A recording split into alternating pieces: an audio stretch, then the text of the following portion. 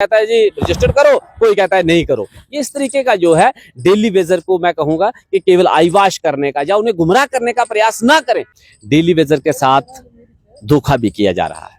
धोखा इसलिए कह रहा हूं कि सरकार हर तरीके से डेली वेजर को घटाने पे तुली हुई है। काम चलाने हैं डिपार्टमेंट के, चाहे पानी हो, बिजली हो, सफाई हो, काम चलाने, लेकिन संख्या बल को घटाने का प्रयास किया गया। अब जो ऑनलाइन नहीं हुआ उसमें उस वर्कर्स का क्या कसूर है जो पिछले 10 सालों से 15 सालों से लगातार सेवाएं देता आ रहा है, अपनी ड्यूटी को अंजाम दे रहा है। जब ऑनलाइन किया गया तो डिपार्टमेंट की जिम्मेदारी थी। और कुछ मैं इसलिए कहता हूं कि जो रिप्रेजेंटेटिव बने हुए हैं इसका मतलब वो खाली हवा में है, ग्राउंड लेवल पे डेली वेजर के हक में कुछ नहीं किया। हमने यहां जहां हमारी डिविजन्स पड़ती हैं, हमने अपने डिवीजन के लोगों को, जब ऑनलाइन हुआ था, मैं 7 दिन लगातार अपने ये जहां पर ये ऑनलाइन का NIC पोर्टल खुला था वहां पर बैठ करके इस संदर्भ में जो है पूरा संज्ञान लिया गया और एक एक वर्कर्स को, और अगर कोई 1% या 0 कुछ परसेंट वर्कर्स रह गए, उनका कारण ये था कि किसी का उस समय फोन नहीं लगा, किसी का आधार कार्ड जो था वो लिंक नहीं था, वो उनका भी कहीं ना कहीं रोल है। और कईयों को फोन किए गए तो फोन कॉल से ही नहीं बात हो सकी, तो ये भी एक कारण रहा, तो नहीं हो पाया था। लेकिन बाकी डिविजन्स के रिप्रेजेंटेटिव, मैं उनको भी इस समय भी कहता हूं और उस समय भी मैंने कहा था कि कहीं ना कहीं आपने भी जो है कुताही बरती है, इसलिए हमने इसको होल्ड पे रखा हुआ है। मैंने चीफ इंजीनियर साहब से भी पीछे मुलाकात की थी, उन्होंने भी यही कहा था कि इस मसले को होल्ड पे रखा गया है।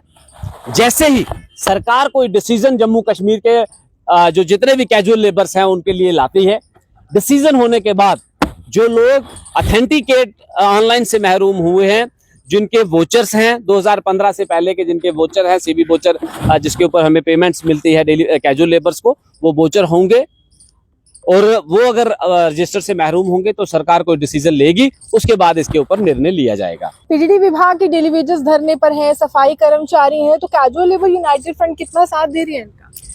देखिए, बिल्कुल आपने ये बात कही है कि यो स्ट्राइक पे है, तो इसमें मैं स्पष्ट कहूंगा, भले ही किसी को बुरा लगे या अच्छा लगे, PDD वालों के जो रिप्रेजेंट कर रहे हैं, हमारी उनसे फोनिकली बात हुई, मुझे फोन कॉल पे बात हुई, तो उन्होंने कहा कि हमारा अलग मसला है, ना कि कैजुअल लेबर से। वो हम कैजुअल लेबर्स के दायरे में नहीं आते हैं, इसलिए हमारी अलग डिमांड्स है, हम वेकेंट पोस्ट ले रहे हैं या कुछ और, उनका जो अपनी डिपार्टमेंटल इशू है उसके ऊपर वो कर रहे हैं, जो प्रोटेस्ट कर रहे हैं। तो मैंने स्पष्ट कहा कि कैजुअल लेबर्स जो 61,000 के दायरे में आते हैं, जो ऑनलाइन पोर्टल में है, कैजुअल लेबर यूनाइटेड फ्रंट जो है हमारा उन्हीं की बात करेगा। और ये जो PDD के लोग प्रोटेस्ट कर रहे हैं उसमें अगर जो कैजुअल लेबर्स होंगे, मुझे तो अभी तक मैं कहूंगा कि जो हमारे कैजुअल लेबर्स को रिप्रेजेंट करते हैं, उन्होंने तो कहा कि ये कुछ और अपनी पर्सनल डिमांड्स है, वेकेंट पोस्ट है, उनके ऊपर बात कर रहे हैं, तो वहां पर इसीलिए हमने जो है अभी उसमें शिरकत नहीं की है। दूसरा जो सफाई कर्मचारी हैं, तो लोकल अर्बन बॉडीज में मैंने पहले भी कहा था कि उसमें भी जो उनके रिप्रेजेंट कर रहे हैं उनसे बात हुई, तो उन्होंने यही कहा था कि हमारी कुछ और डिमांड्स हैं, हम कैजुअल लेबर्स के दायरे में नहीं आते हैं। तो इसीलिए हमने ना PDD के समर्थन में उतरे, ना म्युनिसिपैलिटी जो लोकल अर्बन बॉडी है उनके समर्थन में उतरे, क्योंकि दोनों ने यह स्पष्ट कहा कि हम कैजुअल लेबर्स के दायरे में नहीं आते। लेकिन PDD में भी कैजुअल लेबर्स हैं, म्युनिसिपैलिटी में भी कैजुअल लेबर्स हैं। वहां पर जो कैजुअल लेबर्स हमारे साथ हैं वो कहते हैं कि हम आपके साथ हैं, कैजुअल लेबर्स की जब बात उठेगी तो हम आपके साथ समर्थन करेंगे और आप हमारे साथ हैं। तो हमने उन्हें स्पष्ट कहा है कि जो जितने भी जम्मू कश्मीर के कैजुअल लेबर्स हैं जो 61,000 के दायरे में आते हैं, जो ऑनलाइन हुए हैं, रजिस्टर्ड हुए हैं, उनके लिए सरकार ने एक कमेटी फ्रेम की है और जिसे 6 महीने का टाइम दिया गया है। लगभग 2.5-3 महीने का समय बीत गया है, थोड़ा समय रहा है 3 महीने, तो यहाँ हमने इतने साल वेट किया है, तो ये 2.5-3 महीने हम और वेट करेंगे। नमस्कार, आप देख रहे हैं द नॉर्थलाइन डिजिटल। मैं हूं रूहानी। डेली वेजेस की तरह जिंदगी जीना बहुत मुश्किल है। आप ये जान सकते हैं उनके परिवार का हाल जानकर। आप उनके परिवार वालों से मिलिए और उनसे जानिए कि कैसे वो अपने बच्चों को पढ़ाते हैं, कैसे सब्जी खरीदते हैं, कैसे खाना खिलाते हैं और क्या उनके भी सपने कभी पूरे हो पाते हैं, नहीं हो पाते हैं। इसी पर चर्चा करने के लिए हमारे साथ पवन जी है, जो all Jammu Kashmir casual labour United front के सीनियर लीडर है। आगे की रणनीति क्या रहने वाली है? कुछ समय पूर्व इन्होंने महापंचायत का आगाज किया था और उसके बाद अब रणनीति कैसे रहेगी, क्योंकि PDD विभाग हो, सफाई कर्मचारी हो, दोनों हड़तालों पर है और जम्मू कश्मीर में व्यवस्था जो है चरमरा रही है। पवन जी, क्या रणनीति क्या है और डेली वेजेस का भविष्य कहाँ देखते हैं आप? देखिए, सबसे पहले रूहानी जी नॉर्थलाइन डिजिटल का और आपका जो है आपके माध्यम से तमाम मीडिया का मैं शुक्रगुजार हूँ कि मीडिया ही जो है अक्सर गरीब आवाम जब डेली वेजर्स आवाज़ उठाता है तो मीडिया हमको निभाता है। आपने कहा कि डेली वेजर की लाइफ इस समय मैं कहूँगा कि एक लास्ट पड़ाव पे है। जैसे कहते हैं कि डू और डाई, करो या मरो की नीति। उस संदर्भ में जो सरकार पिछले मैं जिक्र करूंगा लंबे अंतराल के बाद 6-7-8 साल के बाद हमें जो है चुनिंदा सरकार मिली है और उस सरकार ने अपने पहले बजट में ही कहा है कि 6 महीने की कमेटी फ्रेम की है, तो उसलिए हम उनका विरोध नहीं करना चाहते थे और हमने वो 6 महीने का जो टाइम सरकार ने एक चीफ सेक्रेटरी साहब की क़यादत में कमेटी फ्रेम की है और कहा कि 6 महीने में वो अपनी रिपोर्ट देगी, उसका इंतजार कर रहे हैं। अब इसीलिए हमने थोड़ा सा जो प्रोटेस्ट है, डिमॉन्स्ट्रेशन है, उसके ऊपर विराम लगाया है और विराम इसीलिए है कि क्या रिपोर्ट आती है, क्योंकि लंबे अंतराल के बाद सरकार मिली है, चुनिंदा सरकार मिली है, वोट डाला है और जनता ने चुना हुआ है। जम्मू खिते का जिक्र करूं, जहां पर भी मजदूर वर्ग ने जो कैजुअल लेबर्स हैं उन्होंने जो है अपने मत का प्रयोग करके अपने रिप्रेजेंटेटिव चुने। कश्मीर डिवीजन का जिक्र करूं, वहां पर भी अपने रिप्रेजेंटेटिव चुने हैं और सरकार जो है उन्हीं रिप्रेजेंटेटिव से जो है सरकार बनती है और एक उम्मीद है कि हमारे रिप्रेजेंटेटिव जो पब्लिक रिप्रेजेंटेटिव है वो निर्णय करेंगे। तो 6 महीने का टाइम हमने दिया है कि अगर उन्होंने कहा है कमेटी तो हम उसका वेट एंड वॉच कर रहे हैं कि क्या डिसीजन निकल के आता है और अगर कहीं वादा खिलाफी रहती है तो फिर मजदूर के हाथ में जो बचता है और जो हमने पहले भी किया है और वो इस तरह के तरीके से किया गया है। आप मीडिया जो है भलीभांति जानता है कि हम इंदिरा चौक में बैठे होते तो जीवल चौक तक लोग जो हमारे होते थे इस प्रकार से प्रोटेस्ट संख्या थी, वो प्रोटेस्ट होते हैं। ये नहीं कि 5 आदमी 10 आदमी को लेकर के हम जिंदाबाद मुर्दाबाद हाय हाय रोज कोई कहे 2.5 साल से कर रहे हैं, 3 साल से कर रहे हैं, 4 साल से कर रहे हैं, वो हो गया कि सिर्फ एक शो ऑफ करना है और हम उस शो ऑफ की तरफ नहीं है। जम्मू कश्मीर के कैजुअल लेबर यूनाइटेड फ्रंट ने जब भी आवाज उठाई है तो लंबे मतलब कहूंगा एक बड़ा संघर्ष को जो है वो दिखाया है और ऑन द ग्राउंड वो संघर्ष किया है और वो संघर्ष करने के बाद हासिल किया है। हमने जब इस जद्दोजहद को शुरू किया था तो सबसे पहले हमारी जो डिमांड्स थी कि जितना भी जम्मू कश्मीर में कैजुअल लेबर्स है उन तमाम कैजुअल लेबर्स को एक प्रॉपर वेजेस हेड के दायरे में लाया जाए। और मैं इतिहास ये नहीं बताना चाहता था ज्यादा, लेकिन दोहराना नहीं चाहता था, लेकिन अब आपने बात शुरू की तो निकलेगी ये बात। तो हमने एक वेजेस हेड लिया, प्रॉपर वेजेस हेड हुआ, जिससे तमाम वर्कर्स को जो है ऑनलाइन के दायरे में पहले लाया गया, एक आधार बेस्ड बायोमेट्रिक हुई और उसके बाद तमाम वर्कर्स की जो है ऑनलाइन सिस्टम हुआ और उसके बाद प्रॉपर वेजेस हेड मिला। अब एक डिमांड बची थी रेगुलेशन की, तो मैं कहूंगा कि जब सरकार नहीं थी तो एडमिनिस्ट्रेशन ने हमारे साथ कहीं ना कहीं जो एडमिनिस्ट्रेशन कहते थे कि जब चुनिंदा सरकार होगी तब आपका मसला हल होगा, तो कहीं ना कहीं उन्हें टालने का प्रयास किया। उसीलिए उस अंतराल में हमने कोई बड़े प्रोटेस्ट को या बड़े टूल टोन को कहूंगा या कुछ कड़ा कदम इस तरीके का नहीं उठाया कि हमें जो है सड़कों पे आए या नहीं। हमने उस पर विराम लगाया और इंतजार किया कि कब जम्मू कश्मीर में इलेक्शंस हो और इलेक्शंस के बाद जो डेमोक्रेटिक तरीके से जो जनता द्वारा चुनी जाती सरकार है वो आए।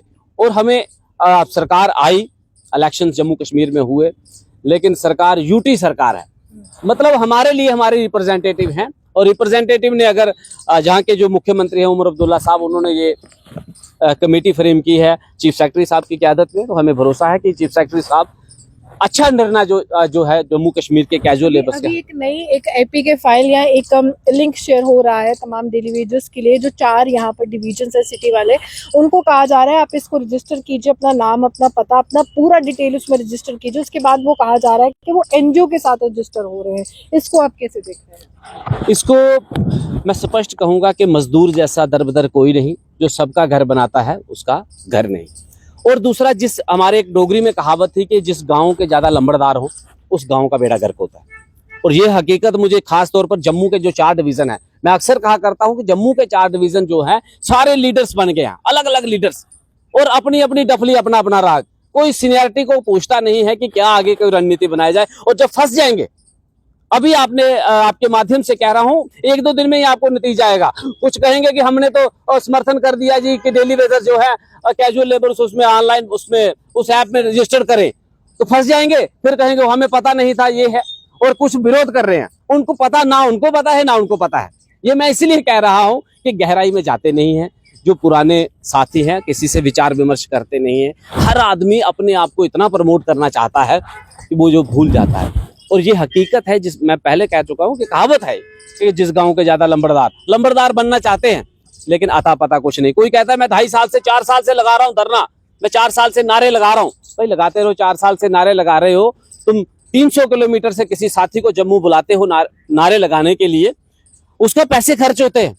और अगर 500 बंदा मेरा साथी दूर दूर एरिया से आता है, डेली वेजर है, कम पढ़ा लिखा भी हो सकता है, नहीं इतना मिचोड़ है, वो जो यही समझता है कि ये नारे लगा रहा है यही बहुत हमारा वफादार है, लेकिन वो नारे लगा करके 3 बजते ही मीडिया में वाइट्स देने के बाद और वो कहता है कि हाँ भाई आपका टाइम हो गया है, अभी आप घर को चले जाओ। इस तरीके के जो एजेंडे हैं वो कहीं ना कहीं अपना टाई अप किसी पॉलिटिकल लीडर्स के साथ रखते हैं और उनको बताते हैं कि हमारे साथ 200 के करीब लोग हैं, 250 के करीब लोग हैं। इस तरह का जो लेकिन इसमें सवाल ये है कि अगर एनजीओ के साथ रजिस्टर हुआ, जैसे यहाँ से सफाई कर्मचारी है, जेएमसी है, वहां पर ही रजिस्ट्रेशन हो रही है, तो अगर उनके साथ रजिस्टर हुआ तो रेगुलराइजेशन तो भूलना ही पड़ेगा डेली। बिल्कुल रूहानी जी, मैं पहले ही कई बार कह चुका हूँ। जब मेरे ही एक डेली वेजर ने वो अपने आप को जो रिप्रेजेंटेटिव कहते हैं और अलग अलग कहते हैं हम मेंबर्स हैं, बना रहे हैं, एसोसिएशन है, चलो खैर मैं वो नहीं उसमें ज्यादा डीपली कहूंगा। उनको मैं समझता हूं कि उन लोगों को पता ही नहीं है कि हो क्या रहा है हमारे साथ। वो कोई क्या कहता है कि जो ईएसआई है, ईपीएफ है, बहुत बढ़िया स्कीम है, डेली वेजर को बहुत फायदा होने वाला है। और मैंने उसके स्पष्ट शायद पीछे के इंटरव्यू में बोला था कि भाई कहाँ ये बेवकूफों वाली बात करते हो। ईपीएफ से, ईएसआई से अगर बेनिफिट्स होते, सरकार आधा पैसा डेली वेजर्स के अकाउंट से काटेगी, आधा सरकार देगी। यार एक तरफ तुम नारे लगाते हो कि 60 महीने का बकाया वेतन दो, 70 महीने का बकाया वेतन दो, तो दूसरी तरफ कह रहे हो कि ईपीएफ हो जाएगा, बहुत अच्छा हो जाएगा। इसका मतलब तुम्हें ये पता ही नहीं जो तुम्हारे 70 महीने के पैसे नहीं दे रहा है वो आने वाले 10 साल बाद तुम्हें पैसे देगा। मतलब इससे साफ जाहिर होता है कि नहीं उतनी बिचौटी है। तो मैं कहूंगा, मैं किसी को नीचा दिखाने के लिए ये शब्द यूज नहीं कर रहा हूं कि कोई बाद में कहे कि पवन जी ने हमें नीचा दिखाया है। नहीं, मैं कहूंगा आप अच्छे लीड कर रहे हैं, करिए, लेकिन कम से कम कोई भी अगर डिसीजन लेते हैं तो जो पुराने साथी हैं, जो जिन्होंने रिप्रेजेंट किया है, जो कर रहे हैं, जो सीनियर लीडर्स हैं, उनको साथ में, और कहा जाता है कि हमने जो परमानेंट के लीडर थे पुराने, हम उनको साथ में नहीं लगाएंगे। यार उन्होंने जिंदगी दी है, डिपार्टमेंट में सेवाएं दी है, उन्होंने एसोसिएशन चलाते चलाते 40-40 साल हो गए हैं। हमें उनसे राब्ता कायम करना चाहिए, उनसे विचार विमर्श करना चाहिए। और मैं आपके चैनल के माध्यम से कह रहा हूं, मुझे परमानेंट एसोसिएशन जो है, चाहे वो सफाई कर्मचारियों की एसोसिएशन हो, चाहे वो पीडीडी वालों की एसोसिएशन हो, चाहे पीएचई की हमारी एसोसिएशन हो, पीएचई वर्कर्स वेलफेयर एसोसिएशन हो, पुरानी जितनी भी ऑर्गेनाइजेशन है, सीनियर लीडर्स हैं उसमें, जो लोग अब किसी ओहदे पे तो नहीं है लेकिन सीनियर लीडर हैं, उनके पास तजुर्बा है। हमें उन तमाम सीनियर लीडर्स का सहारा लेकर के विचार विमर्श करना चाहिए। अपनी मर्जी से मत कोई ऐसे बयानबाजी करे, कोई कहता है जी रजिस्टर करो, कोई कहता है नहीं करो। इस तरीके का जो है डेली वेजर को मैं कहूंगा कि केवल आईवाश करने का या उन्हें गुमराह करने का प्रयास ना करें। आप लीडर हो, लीडर बनिए, काम करिए। वो मैं अक्सर कहा करता हूं, किसी शायर ने भी कहा है कि जो काम करते हैं उन्हें बताने की जरूरत नहीं होती है। फूल बेचने वाले के पास भले ही हाथों में फूल खत्म हो जाएंगे, लेकिन उनकी खुशबू जो है वो बताती है कि ये फूल बेचने वाला है। आप सीईओ जो है श्राइन बोर्ड अंशुल गर्ग से भी मिले, उनसे क्या बातचीत हुई, किस तरह से जो आपके इलाके के कटरा के डेली वेजर्स हैं उनकी जिंदगी में बदलाव ला रहे हैं? देखिए रूहानी जी, वो जो श्री माता वैष्णो देवी श्राइन बोर्ड के सीईओ हैं अंशुल गर्ग से, उनसे मुलाकात करने का मेरा ये मकसद था कि कटरा जो वैष्णो देवी ट्रैक है, जो श्राइन बोर्ड का एरिया है, उस पे 166 के करीब वर्कर्स हैं। और वो 166 के करीब वर्कर्स जो है उनको पे जो है वो डिपार्टमेंट के थ्रू मिलती है, लेकिन जो फाइनेंस है वो श्राइन बोर्ड करता है। इसीलिए उस संदर्भ में मैं सीईओ साहब से मिला था और वहां पर मैंने ये बात रखी थी कि कम से कम सरकार तक हम तो डिमांड रख रहे हैं कि भाई जो डेली वेजर्स कैजुअल लेबर्स जो मेरे साथी है, अगर किसी की डेथ हो जाती है तो उसकी स्थान पर उसके घर से एक व्यक्ति को नियुक्त किया जाए, इंश्योरेंस के दायरे में लाया जाए। इन तमाम मुद्दों के ऊपर चर्चा जो है सरकार तक हमने डिमांड, लेकिन सीईओ साहब से मैंने पर्सनल ये रिटर्न में मेमोरेंडम दिया है कि कुछ तो एक तो वहाँ इलाका जो है वो संवेदनशील इलाका है, पहाड़ी इलाका है, और 24/7 वहाँ पर सेवाएं होती हैं। सर्दी गर्मी के मौसम में जो जो जरूरी सामान है उसके लिए डिमांड्स रखी थी, लेकिन खास तौर पर मैंने ये डिमांड जरूर उनके आगे रखी है कि 3 से 4 वर्कर्स वहाँ पर डेथ हो गई है। जो श्राइन बोर्ड एरिया में जो वर्किंग करते हैं 166 में 4 जो वर्कर्स हैं वो उनकी डेथ हुई है। उस संदर्भ मैंने सीओ साहब से रिक्वेस्ट की है कि इसके ऊपर संज्ञान लिया जाए और उन 4 वर्कर्स के जो है जिनकी डेथ हुई है उनके परिवार से व्यक्ति जो है वो नियुक्त किए जाए। और सीओ साहब ने इन तमाम मुद्दों को लिया, उसमें इंश्योरेंस की पॉलिसी रखी है, वेजेस जो है वो इनहांस करने की बात रखी है, जरूरी सामान की बात रखी है, इंश्योरेंस की बात रखी। ये 4-5 डिमांड्स ऑफ चार्ट मैंने सीओ साहब को दिया है और उन्होंने मुझे अश्योरेंस दिया था कि मैं इसके ऊपर जो है अपनी जो डिपार्टमेंट के उनके साथ डिस्कशन करने के बाद संज्ञान लिया जाएगा और जो पॉजिटिव होंगे, जो मुनासिब होंगे, वो आपको आपके साथियों को राहत। संख्या बल ऐसा भी है डेली वेजेस का जो ऑनलाइन नहीं हुआ है, लगातार वो कहते हैं कि हमें ऑनलाइन नहीं किया गया है, हमें वो फायदे या सैलरी नहीं मिल रही है, उनके लिए क्या कहेंगे सर? देखिए रूहानी जी, ये बात कहूंगा कि ये कहीं ना कहीं डेली वेजर के साथ धोखा भी किया जा रहा है। धोखा इसलिए कह रहा हूं कि सरकार हर तरीके से डेली वेजर को घटाने पे तुली हुई है। काम चलाने हैं डिपार्टमेंट के, चाहे पानी हो, बिजली हो, सफाई हो, काम चलाने, लेकिन संख्या बल को घटाने का प्रयास किया गया है।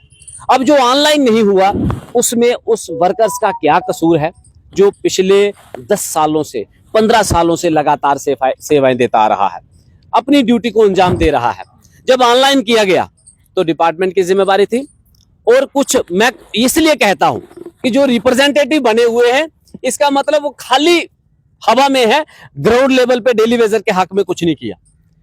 हमने यहां जहां हमारी डिविजन्स पड़ती हैं, हमने अपने डिवीजन के लोगों को, जब ऑनलाइन हुआ था, मैं 7 दिन लगातार अपने ये जहां पर ये ऑनलाइन का NIC पोर्टल खुला था वहां पर बैठ करके इस संदर्भ में जो है पूरा संज्ञान लिया गया और एक एक वर्कर्स को, और अगर कोई 1% या 0 कुछ % वर्कर्स रह गए, उनका कारण ये था कि किसी का उस समय फोन नहीं लगा, किसी का आधार कार्ड जो था वो लिंक नहीं था, वो उनका भी कहीं ना कहीं रोल है।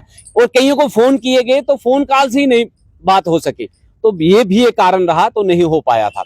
लेकिन बाकी डिविजन्स के रिप्रेजेंटेटिव, मैं उनको भी इस समय भी कहता हूं और उस समय भी मैंने कहा था कि कहीं ना कहीं आपने भी जो है कुताही बरती है। तो दूसरा, अगर हम सरकार से ये बात कहते हैं, इस समय की मैं बात कर रहा हूं, मैंने कई चेयर्स तक ये बात पहुंचाई, तो उन्होंने कहा कि जब डाटा मांगा जाएगा तो डाटा अगर 1000 ऑनलाइन से रहा होगा तो 10,000 होते हुए टाइम नहीं लगेगा। ऐसा क्यों? अब क्या उनका क्या विचारधारा है, क्या नहीं, कि कुछ लिस्टें आगे पीछे से आ जाएंगी, यही कहना था। उन्होंने कहा था कि जब तक, इसलिए हमने इसको होल्ड पे रखा हुआ है। मैंने चीफ इंजीनियर साहब से भी पीछे मुलाकात की थी, उन्होंने भी यही कहा था कि इस मसले को होल्ड पे रखा गया है। जैसे ही सरकार कोई डिसीजन जम्मू कश्मीर के जो जितने भी कैजुअल लेबर्स हैं उनके लिए लाती है, डिसीजन होने के बाद जो लोग ऑथेंटिकेट ऑनलाइन से महरूम हुए हैं, जिनके वोचर्स हैं 2015 से पहले के, जिनके वोचर हैं, CB वोचर जिसके ऊपर हमें पेमेंट्स मिलती है डेली कैजुअल लेबर्स को, वो वोचर होंगे और वो अगर रजिस्टर से महरूम होंगे तो सरकार कोई डिसीजन लेगी, उसके बाद इसके ऊपर निर्णय लिया जाएगा। देखिए, साफ तौर पर वाउचर जो है वो होने बहुत ज्यादा जरूरी है। निर्णय जो है सरकार के हाथ में और सरकार ही निर्णय लेगी। फिलहाल 6 महीने की कमेटी का इंतजार हर कोई कर रहा है, लेकिन ये भी कह रहा है कि पेंडिंग वेजेस अगर समय पर रिलीज हो जाती तो कुछ ना कुछ मदद जो है, मदद का एक सहारा, एक रूप जो है वो सरकार की तरफ से आ जाता। फिलहाल इसका कोई अता पता नहीं है। आप यूं हमारे से बने रहिए, देखते हैं नॉर्थ लाइन।